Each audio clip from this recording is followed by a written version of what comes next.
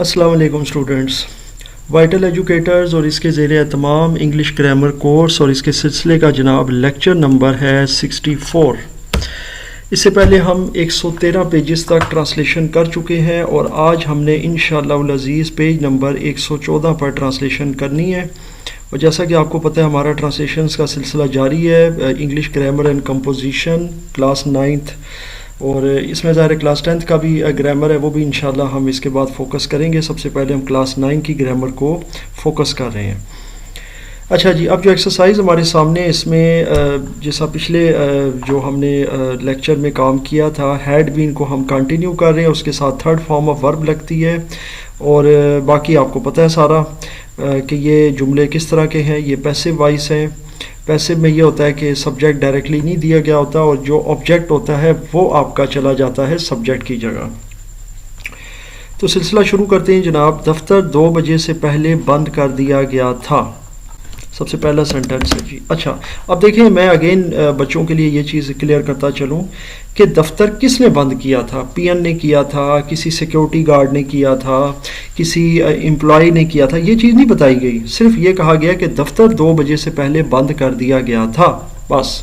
तो चूँकि सब्जेक्ट यहाँ पे गिवन नहीं है और यहाँ पर जो दफ्तर है खुद, यानी जो ये ऑब्जेक्ट होना चाहिए, ये सब्जेक्ट की जगह आ गया है, लिहाजा ये पैसिव जो है ना कहलाएगा पैसिव सेंटेंस या पैसिव वॉइस।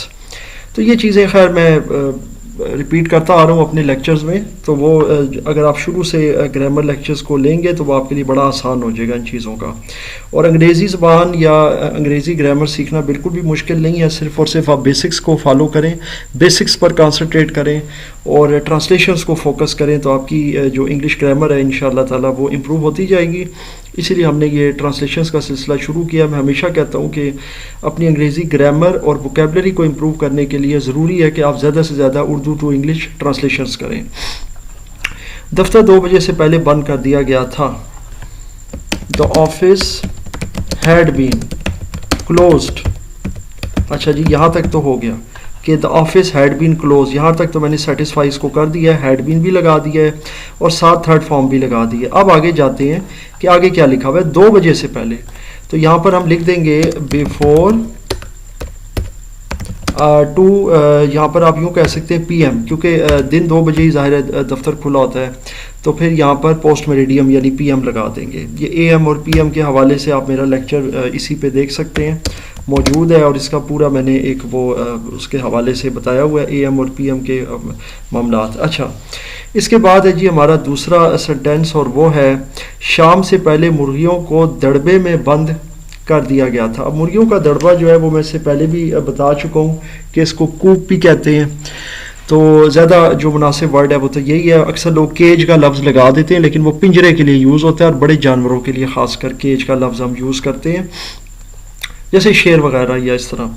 शाम से पहले मुर्गियों को दड़बे में बंद कर दिया गया था, शाम से पहले। अच्छा, the hens had been cooped, simple, before evening, simple, शाम से पहले।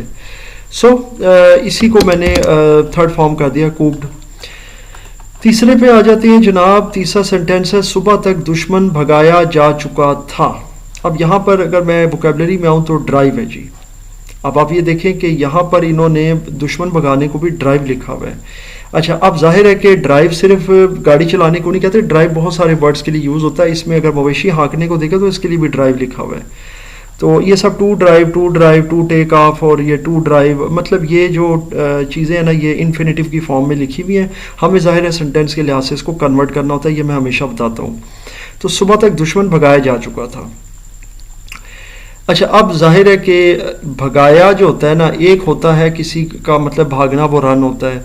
दुश्मन का भागना जो होता है ना वो किसी और मानों में आ जाता है। अच्छा, अगर दुश्मन पीछे हटता है तो वो रिट्रीट के ज़ुमरे में आता है कि वो पीछे हट गया, पसपाई अख्तियार कर ली दुश्मन ने, फ़ौज ने, तो वो रिट्रीट में आ जाता है। ये भी वर्ड पहले मैं बता चुका हूँ। ये वाला वर्ड होता है, मैं आपको लिख भी देता हूँ। रिट्रीट का लफ्ज़ होता है रिट्रीटेड, या आर्मी हैड बीन रिट्रीटेड, तो मतलब है वो पीछे हट जाने को कहते हैं। तो अब इसमें यह है कि सुबह तक दुश्मन भगाया जा चुका था। तो सबसे पहले तो होगा द एनिमी हैड बीन, ये तो यहाँ तक आपने इसको सेटिस्फाई करना है जुमले को कि इसमें हैड बीन आएगा। अब ये ड्राइव की थर्ड फॉर्म आपने लगा देनी है, सिंपल है, ड्रिवन हो जाएगा, ड्राइव ड्रोव ड्रिवन, तो ड्राइव की थर्ड फॉर्म ड्रिवन आ जाएगी। अब यहाँ तक है जी सुबह तक, तो टिल मॉर्निंग, सिंपल। तो आई एम श्योर कि जुमले आपको समझ आ रहे हैं साथ साथ। अब आगे चलते हैं जी। कई माह पहले शहर पर कब्जा किया जा चुका था। अच्छा जी, the city had been captured, कई माह पहले, several, sorry SEVERAL, several months ago, कई माह पहले, तो सेवरल मंथ्स इसके लिए मुनासिब रहेगा। कई बार हम मैनी मंथ्स भी लगा देते हैं, नॉट बैड, लेकिन जो अप्रोप्रिएट वर्ड लगेगा वो होगा सेवरल, सेवरल मंथ्स अगो, कई माह पहले। अच्छा जी, अब अगले जुमले की तरफ चलते हैं। सेंटेंस नंबर 5, जुलूस रवाना होने से पहले पुलिस बुलवाई जा चुकी थी। अच्छा जी, अब पुलिस का वर्ड पहले आएगा, द पुलिस हैड बीन, यहाँ तक तो सेटिस्फाई हो गया, हैड बीन लग गया। अब बुलवाई जा चुकी थी, द पुलिस हैड बीन, अब ये बुलवाई का क्या होगा जी, तो कॉल्ड इन, सबसे सिंपल वर्ड आएगा इसके लिए, किसी को बुलाना, किसी जगह पर मंगवाना। अच्छा, जुलूस रवाना होने से पहले, बिफोर द प्रोसेशन, अच्छा रवाना, तो रवाना की इंग्लिश होती है set of, set set set, third form second form वही है, ये रेगुलर वर्ब है तो यही लगेगा। आगे चलते हैं जनाब सेंटेंस नंबर 6 की तरफ और देखते हैं कि जी इसमें क्या है। डाक में डालने से पहले खत पर टिकट लगाया जा चुका था। अच्छा, अब डाक में डालने से पहले खत पर टिकट लगाया जा चुका था, खत पर टिकट, अब यहां पर होगा स्टैम्प, क्योंकि ये देखें ना दूसरा आ गया स्टैम्प, यहाँ टू स्टैम्प वही है, इन्फिनेटिव है जैसे मैं पहले आपको बता रहा हूं, तो खत पर टिकट लगाया जा चुका था। द लेटर हैड बीन, अब देखिए यहां पर अगेन हमने सेटिस्फाई कर दिया हैड बीन के साथ, खत पर टिकट लगाया जा चुका था, तो स्टैम्प को हम थर्ड फॉर्म में कन्वर्ट कर देंगे स्टैम्प्ड, क्योंकि यही वर्ब में यूज हो रहा है। अगर ये सिंपल स्टैम्प हो तो फिर ये टिकट भी होता है, यानी नाउन भी बन जाता है, और स्टैम्प करना यानी टिकट लगा देना तो ये वर्ब भी बन जाता है। इसकी थर्ड फॉर्म यूज हो जाएगी the letter had been, the letter had been stamped. अच्छा जी, आगे क्या है, डाक पर, डाक में डालने से पहले, बिफोर पोस्टेड, सिंपल हो गया जनाब, डाक में डालना या पोस्ट कर देना एक ही बात होती है। हम पहले ही सामान बांध चुके थे।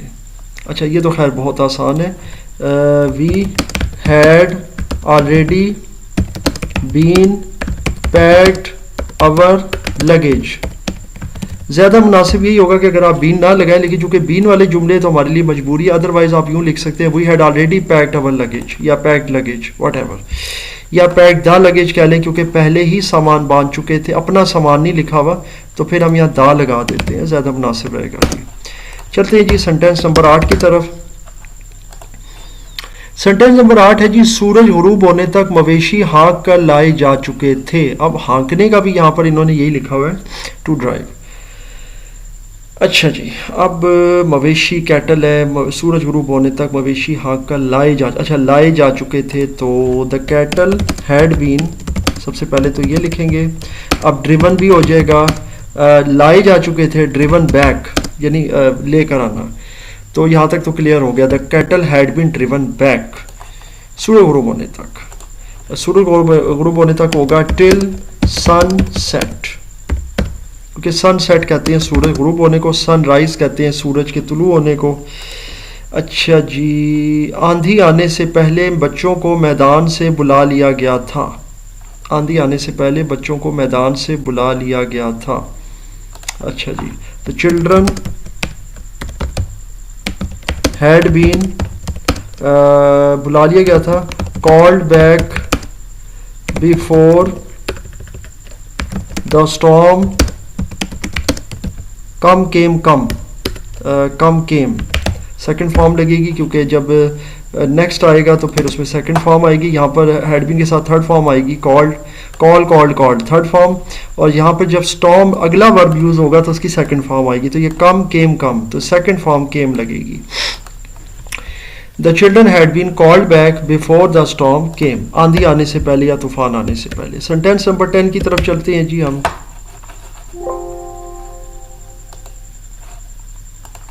अच्छा जी, सेंटेंस नंबर 10 है जी, देखते हैं क्या है। नाश्ता लगाने से पहले तश्तरियाँ साफ़ की जा चुकी थी। तश्तरियाँ जो होती है ना, वो बड़ी प्लेट्स को कहा जाता है। इसके लिए हम बड़ा कॉमन लफ्ज़ आजकल यूज़ करते हैं, प्लेटर।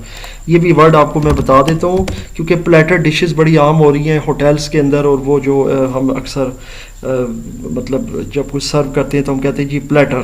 तो ये जो प्लेटर का लफ्ज़ है ये डिश के लिए ही होता है। जैसे कोई बंदा किसी बड़ी डिश के अंदर खाना चाहता है या ज़ियाफ़त करना चाहता है, 2 से 3 लोग मिलकर एक ही डिश में खाते हैं, या एक बंदा भी बाज़ औक़ात, तो उसे प्लेटर बोलते हैं।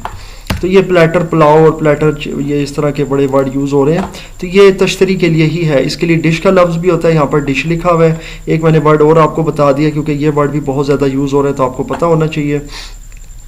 तो सबसे पहले प्लेटर का ही लफ्ज़ आएगा, the platters had been, the platters had been. सबसे पहले तो ये सेटिस्फाई हमेशा किया करें कि हैड बीन लगा दिया, साथ में वो जो सब्जेक्ट आया वो आ गया, ताकि एक चीज़ आपकी स्टार्ट हो जाए। हमेशा सेंटेंस बनाने के लिए उसको छोटे छोटे टुकड़ों में बनाया करें, जिस तरह मैं बनाता हूँ, फिर आप उस चीज़ को देखते भी हैं। द प्लेटर्स हैड बीन, अब साफ़ करने की यहाँ पर बात हो रही है, साफ़ की जा चुकी थी, तो यहाँ पर आ जाएगा third form cleaned, clean, cleaned, cleaned. अच्छा जी, नाश्ता लगाने से पहले, अब यहाँ पर देखें सर्व आ रहा है, बिल्कुल ठीक है। बिफोर द ब्रेकफास्ट सर्व्ड, या बिफोर सर्विंग द ब्रेकफास्ट भी कह सकते हैं, ये भी आ जाता है। तो आप इसको यूं कर दें, the platters had been cleaned, यानी कि तश्तरियाँ साफ की जा चुकी थी, बिफोर सर्विंग द, यहाँ से दी हटा देता हूँ, बिफोर सर्विंग द ब्रेकफास्ट, यानी कि नाश्ता लगाने से पहले। आते हैं जी अपने 11 नंबर सेंटेंस की तरफ। 11 नंबर है जी, इस्त्री करने से पहले कपड़े सुखाए जा चुके थे। कपड़े यानी कि द क्लॉथ्स हैड बीन, अच्छा सुखाए जा चुके थे, तो ये जाहिर है ड्राइड होगा, DRIED, ड्राई, ड्राइड, ड्राइड। इसमें वाई भी आ जाता है अक्सर स्पेलिंग के अंदर, लेकिन मैं अगेन आपको पहले बता चुका हूँ कि ये रीजनल फ़र्क है। तो क्लॉथ्स हैड बीन ड्राइड, आगे क्या है जी, देखते हैं। इस्त्री करने से पहले, before ironed, simple. Iron, ironed, ironed, इसका सेकंड थर्ड फॉर्म यही है आयरन्ड, तो ये इसी तरह यूज़ हो जाएगा सेकंड फॉर्म में भी।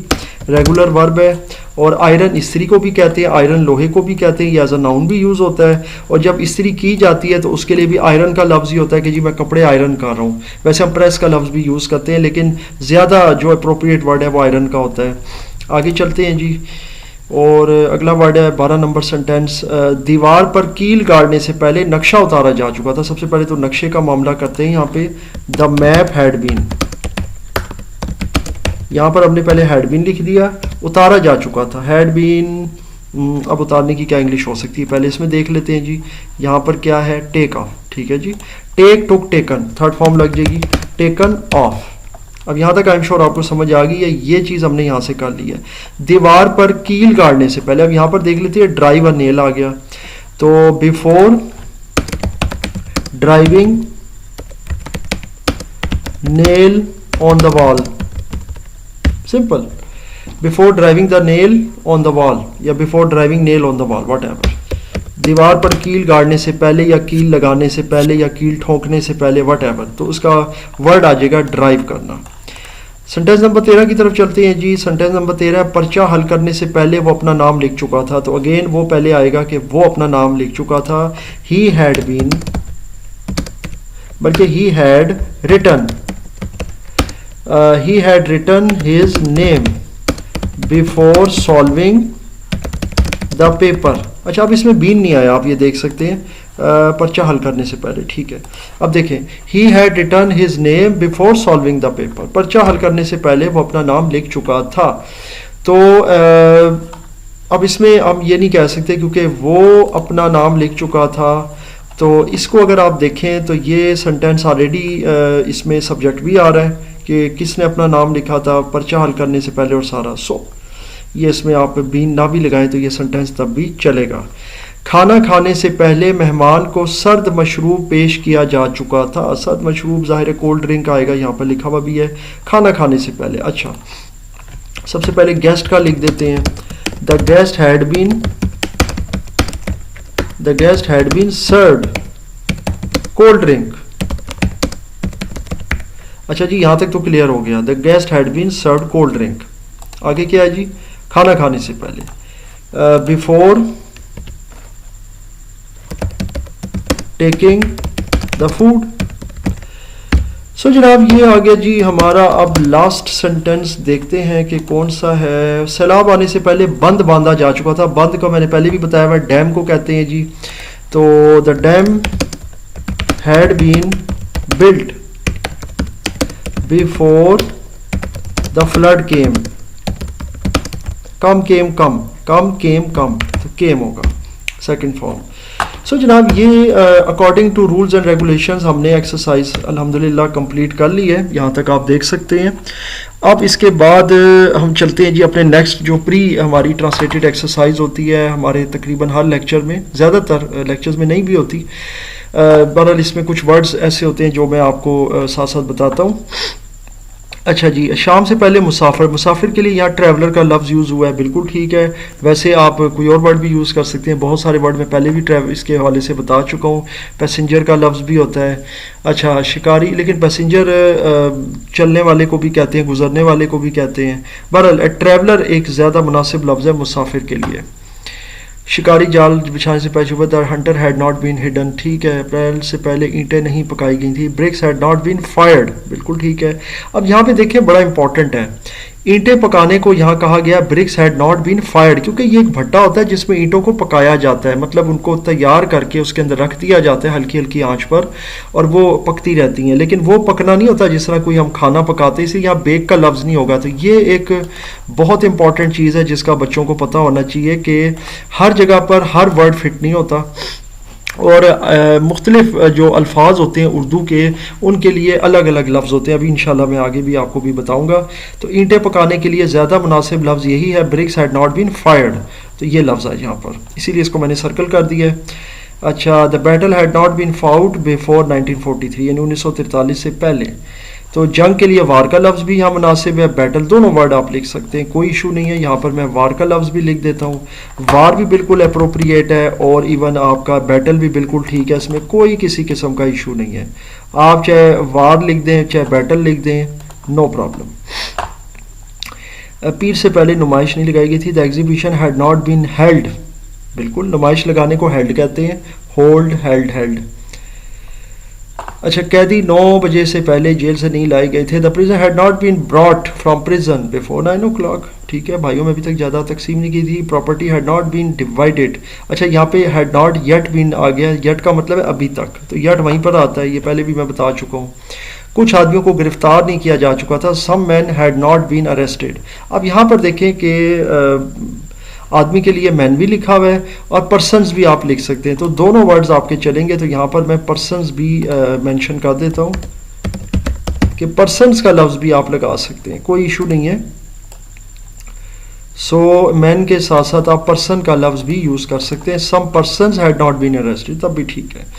क्या कुआं शाम से पहले खाली किया जा चुका था। Had the well been emptied before evening, ये लफ्ज़ भी बिल्कुल ठीक है जनाब, एम्प्टीड। ये याद रखिएगा, मैं आपको एक लफ्ज़ इसके बारे में बता दूं, इसके लिए टिक ज़रा बेहतर सा लगा देता हूँ। देखें, अब कोई कंटेनर होता है जिसमें कोई पानी या कोई ऐसी चीज़ होती है, उससे अगर वो चीज़ खाली की जाती है, वो कंटेनर या वो चीज़, जैसे कुआं है, जैसे कोई गढ़ है, उसमें से पानी हम खाली करते हैं। अक्सर गढ़ों में पिट्स में पानी भर जाता है, गढ़े को पिट भी कहते हैं। अच्छा, अब उसके लिए एम्प्टी का लफ्ज़ बिल्कुल ठीक है। लेकिन अगर किसी कमरे को, किसी घर को खाली किया जाए, जैसे अक्सर ऐसा होता है, हम कहते हैं कि जी किसी जगह को हमने खाली करवा लिया, ये शॉपिंग प्लाजा हमने खाली करवा लिया, यहाँ पर हमें इतला मिली है कि बॉम्ब है, तो वहाँ पर उसको एम्प्टी नहीं कहेंगे, वहाँ पर एवैक्यूएट का लफ्ज़ यूज़ करेंगे। ये मैं यहाँ पर लिख देता हूँ ताकि आप लोगों के लिए समझ आ जाए। एवैक्यूएट का लफ्ज़ जनाब यूज़ होता है वहाँ के लिए जहाँ पर हम कुछ लोगों से किसी जगह को खाली करवाएं, ये वो वर्ड है जी। यानी कि जैसे किसी, मैंने आपको भी बताया है, कोई गैदरिंग वाली जगह है, मस्जिद है, कोई जगह है जहाँ पर हम कह रहे हैं कि जी हमने सफाई करनी है तो आप लोग बाहर चले जाएं, या किसी और मामले के लिए, या किसी शॉपिंग प्लाजा के अंदर कहीं पर किसी बम की इतला मिली है, या मिसाल के तौर पर अगर शॉपिंग प्लाजा के अंदर कोई ऐसा कोई हमें फील हो रहा है कि जी ये डेंजरस है, गिर सकता है, उसके लिए हम लोगों से खाली करवाते हैं, फिर उनको कहते हैं जी अपना कीमती सामान भी यहाँ से ले जाए, कंप्यूटर्स और दूसरी चीज़ें, तो उसको एवैक्यूएट करना कहते हैं। सो आई एम श्योर आपको एवैक्यूएट करना, एम्प्टी करना समझ आ गया है। क्या आपके स्टेशन पर पहुंचने से पहले टिकट जारी हो चुके थे? हैड टिकट्स बीन इशूड, जारी होने को इशू कहते हैं, before you reach the railway station. अब यहाँ पे देखें इन्होंने स्टेशन का लफ्ज़ किया और यहाँ रेलवे स्टेशन है, तो ये थोड़ा सा इस चीज़ को मैं कहूँगा कि जी यहाँ पर रेलवे का लफ्ज़ अप्रोप्रिएट इसलिए नहीं है क्योंकि यहाँ रेलवे का वर्ड मेंशन नहीं है। स्टेशन कोई भी हो सकता है, मेट्रो स्टेशन भी हो सकता है। सो आप सिंपल स्टेशन का लफ्ज़ यूज़ करेंगे, then it would be good. इसी मैंने इसको यहाँ पे कर दिया, ये मेरी अपनी एक परसेप्शन है, बाकी जो बंदा ट्रांसलेट करता है इसमें गलत नहीं है। मैं ये बिल्कुल नहीं कह रहा कि ये गलत है, आपके नंबर कट सकते हैं इसमें, लेकिन मैं सिर्फ हमेशा इस चीज़ को फोकस करता हूँ कि ये वर्ड चूँकि इसमें एडिशनल आया है और इसमें मेंशन नहीं है उर्दू में, तो आप अगर ना भी लगाएं तो रीच द स्टेशन भी करेंगे तो ठीक है। मेहमानों के आने से पहले खाना क्यों लगाया गया था? Why had the table been laid, ये देखें बिल्कुल सही है, यहाँ पर ये वर्ड बिल्कुल ठीक है कि टेबल बीन लेड का मतलब ये होता है खाना लगा देना। इसके अलावा एक और वर्ड भी है, वो भी आपको इसमें बता देता हूँ, एक शॉर्ट फ्रेज है, वाई हैड द फूड, और आगे आ जाएगा बीन सर्व, ये वाला भी आप इसके अंदर जो है ना ये लगा सकते हैं जनाब, इसको क्या कहते हैं, फ्रेज या छोटी क्लास जिसको हम कहते हैं शॉर्ट। ये देखें, why had the food been serve before the guest came, तो आप ये भी लगा सकते हैं, ये भी ठीक है, ये भी ठीक है, दोनों ठीक है। क्या तुम्हारे जाने से पहले करारदाद मंजूर हो चुकी थी? Had the resolution been passed before you left, बिल्कुल सही है, तुम्हारे जाने से पहले। Before you go, went, gone, so before you went भी हो सकता है, वो भी ठीक है। सो आई एम श्योर आपको यहाँ तक ये चीज़ें समझ आ रही हैं। क्या जंग होने से पहले इसको माजूर कर दिया गया था? Had he been disabled before war broke out, माजूर करार दिया गया था, यहाँ पर थोड़ा सा उर्दू गलत है, माजूर कर दिया नहीं गया था बल्कि माजूर करार दिया गया था। ये मैं लिखने की कोशिश करता हूँ, उर्दू अगर हो जाए तो, माजूर करार दे दिया गया था, ठीक है, माजूर करार दे दिया गया था। Had he been declared disabled, ठीक है, तो यहाँ पर डिक्लेयर्ड का लफ्ज आ जाएगा, वो भी लिख देता हूँ। तो ये वाला जो वर्ड है ना जनाब, ये आपने इधर लगा देना है, had he been declared disabled, ये आपने वर्ड यहाँ पर लगा देना है जी, had he been declared disabled before war broke out. So I am sure आपको ये चीज़ भी समझ आ गई, थोड़ा सा उर्दू और इस हवाले से भी करेक्शन हो गई है। इम्तहान से 1 माह पहले लड़के को कॉलेज से क्यों निकाल गया था? Why had the boy been expelled, बिल्कुल ठीक है जी, कॉलेज से निकाल देना, घर से निकाल देना, यही है। आज सुबह किस मुलाजिम को दयानतदारी का नाम दिया? Which servant had been given the prize for honesty, बिल्कुल ठीक है। सुबह होने से पहले किसको रुपए पैसे से महरूम कर दिया गया था? Who had been dropped off, बिल्कुल सही है। बाकी इंशाल्लाह ताला फिर ये जुमले और कुछ ये जुमले करके फिर जो नेक्स्ट एक्सरसाइज है, ये बहुत बड़ी एक्सरसाइज है। बहरहाल अब इंशाल्लाह ताला नेक्स्ट वीडियो के अंदर इसको अटैम्प्ट करेंगे, और बाकी इसके अंदर किसी किस्म का कोई भी क्वेश्चन हो तो आप मुझसे ज़रूर पूछिएगा, इंशाल्लाह ताला मैं उसका जवाब देने की पूरी कोशिश करूँगा।